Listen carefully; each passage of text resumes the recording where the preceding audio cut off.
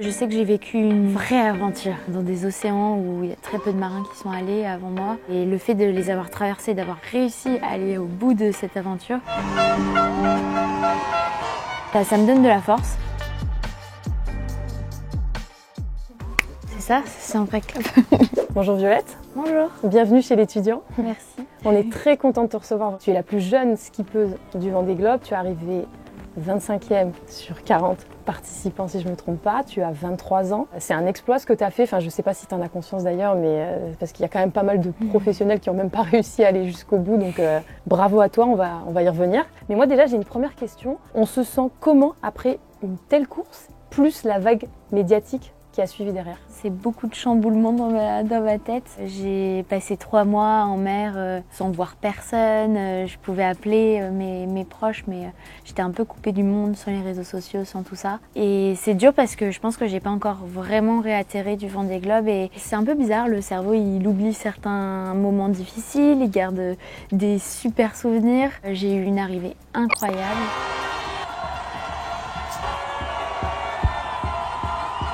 Et depuis cette arrivée, c'est un vrai chamboulement parce qu'il se passe plein de choses. Il y a la vraie vague médiatique et c'est incroyable tout ce qui se passe. Qu'est-ce qui a changé le plus là dans ton quotidien? Est-ce qu'il y a un élément, un truc que tu pourrais nous dire qui vraiment, entre avant ta course et maintenant, ça a vraiment changé ta vie? Déjà, je sais que j'ai vécu une vraie aventure. Je sais que je me suis retrouvée pendant plusieurs jours dans des océans où il y a très peu de marins qui sont allés avant moi. C'est fou de me dire que j'ai passé le Cap Horn, que je me suis retrouvée dans les mers du Sud, que j'étais pas loin des icebergs. C'est impressionnant. C'est des icebergs de 200 à 300 mètres. C'est des choses que j'ai en tête et je sais qu'il y a par exemple des moments qui étaient très durs en mer. C'est hyper vivant. Et là dehors, je vais plus dehors parce que c'est trop dangereux. Il y a des vagues de je pense 6 mètres quoi, il y a 6 mètres de houle.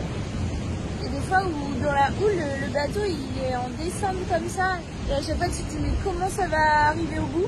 Et le fait de les avoir traversés, d'avoir réussi à aller au bout de cette aventure, ça me donne un peu plus confiance en moi. Puis après forcément à terre il y a la notoriété qui a changé. Je suis passée de 30 000 abonnés à je sais pas combien. C'est assez fou parce que de temps en temps on me reconnaît dans la rue et ça c'est nouveau. Et j'imagine que ça booste aussi un peu, tu parlais de la confiance, que ce soit sur le bateau, mais même dans la rue, du coup, cette reconnaissance, c'est quand même quelque chose qui fait du bien. Oui, puis c'est toujours super bienveillant. Quand on me reconnaît, c'est toujours pour me dire un mot gentil, donc ça fait super plaisir. Est-ce que tu as toujours eu confiance en toi? Non.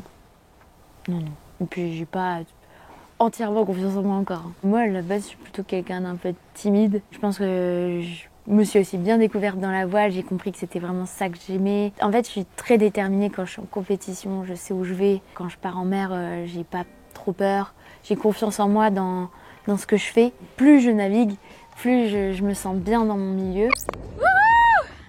Ça y est, j'ai réussi à récupérer la pièce, je suis en haut du mât. 28 mètres de hauteur, c'est un truc de fou. Ça, c'est quelque chose qui s'apprend, avoir confiance en soi, aimer son apparence, des choses comme ça. Ça s'apprend. Et ça s'apprend justement avec le fait de naviguer? Oui, parce que par exemple, son apparence, je me dis que c'est peut-être pas ça qui compte le plus au final. On est bien plus qu'une apparence et il y a plein d'autres choses derrière et c'est plutôt ce qu'on réalise, c'est plutôt ce qu'on apporte aux autres aussi. J'ai plein de personnes, quand ils viennent me voir, ils viennent pour me dire oh, tu nous as fait rêver, franchement merci. À chaque fois, c'est des merci en fait. Et ça touche énormément parce qu'on sent qu'on a une utilité quelque part. Surtout que tu en as réalisé des choses. Je veux dire, il y a le Vendée Globe, mais il y a eu pas mal de choses avant. Pour ça, je te propose de prendre l'iPad. J'ai un petit truc à te montrer. Ah. C'est qui ça?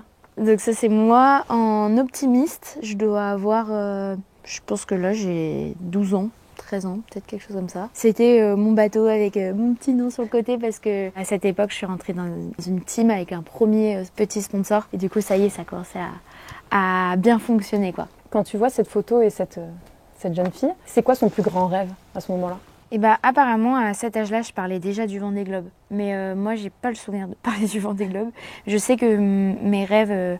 Quand j'étais petite, c'était soit d'être vétérinaire, soit d'être architecte ou dans l'art. Et puis, c'était aussi dans ma vie de traverser les océans ou grimper des montagnes. Enfin, vraiment vivre des aventures un peu comme Mike Horn. Tu as toujours voulu en fait faire un peu des exploits incroyables. Tu as en tout cas cette envie de dépasser tes limites. Oui, partir à l'aventure, être au milieu de la nature, tout ça, ça m'a toujours fait rêver. Parce que tu as quand même fait un truc incroyable à 15 ans. Je ne sais pas si c'est avec ce même optimiste, mais tu as traversé sûrement. la Manche Oui. toute seule. Tu peux nous raconter? En fait, à 15 ans, donc, j'avais toujours cette envie de traverser les océans. Puis en parlant avec ma famille, je me dis, non mais moi c'est sûr, quand je serai grande, je ferai une traversée de l'Atlantique. Et on s'est dit, mais ça serait tellement drôle de faire quelque chose avec un optimiste. Traverser l'Atlantique, c'est un peu compliqué parce que c'est long et un peu dangereux quand même. Mais par contre, traverser la Manche, c'est possible. Et donc voilà, c'est parti d'une idée comme ça. Et puis un an après, j'ai traversé la Manche entre l'île de Wight et Cherbourg. Et c'était fou parce que c'est la première fois que je navigue de nuit. On part à 3h du matin. Je me souviens que je me guidais à moitié avec la lune et les étoiles parce que j'avais pas vraiment, j'avais pas de lumière sur mon compas par exemple. Et en fait, c'était incroyable. Je me souviens du lever du jour, au même moment que je croise le premier gros cargo de la Manche. Et puis après 15 heures de navigation, j'arrive de l'autre côté et je me dis c'est trop génial quoi, j'adore ça. Après il y a eu la difficulté quand même, au milieu de la traversée, mon bateau se remplit d'eau complètement et comme c'est un peu une barque, quand il se remplit d'eau c'est à ras-bord. Et donc il y a eu des moments aussi où c'était difficile et à la fin c'était long aussi. Donc voilà, j'ai eu toutes les émotions et puis beaucoup de joie à l'arrivée. Et après ça, tu as fait quand même pas mal d'autres traversées. Je sais que tu as fait le détroit de Gibraltar, tu as traversé l'Atlantique à 18 ans, si je ne me trompe pas. Le Vendée Globe à 23 ans. Donc niveau to-do list de rêves à accomplir, je pense qu'on est pas mal. On va parler maintenant de ta carrière et de tes études. De gérer ces deux choses en même temps, c'est comment? En fait, j'ai fait une école d'ingénieur, l'INSA de Rennes, une des écoles où il y a un vrai suivi pour les sportifs. On peut aménager son emploi du temps. Et donc, en fait, j'ai fait ma préparation intégrée et en même temps, je faisais mon projet de première traversée de l'Atlantique. Et donc, je dédoublais mes années comme ça. Et puis, pour le projet Vendée Globe, là, ça prend une telle ampleur, tout le travail qu'il y a à faire autour, que j'ai dû prendre une césure pour mes études. Et voilà, donc là, je suis encore un petit peu en cours. Est-ce que tu comptes à un moment quand même reprendre tes études à 100% ou pas forcément? Je sais pas trop, je me pose beaucoup la question et je vais en discuter avec l'école là très prochainement.